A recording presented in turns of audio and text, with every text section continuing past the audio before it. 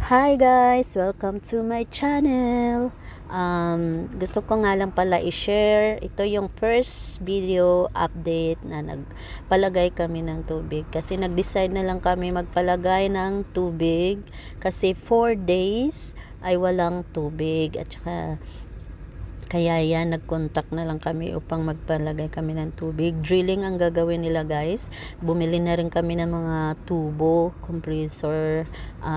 Hindi pala madali. Ang dami palang bilhin guys. Kala namin ano lang, konti lang magasto. Pero hindi pala. Ayan, tinatayo na yung mga ano nila dyan.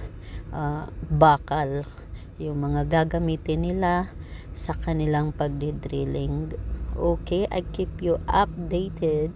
Guys, don't forget to like, subscribe Gina's channel. Thank you for watching.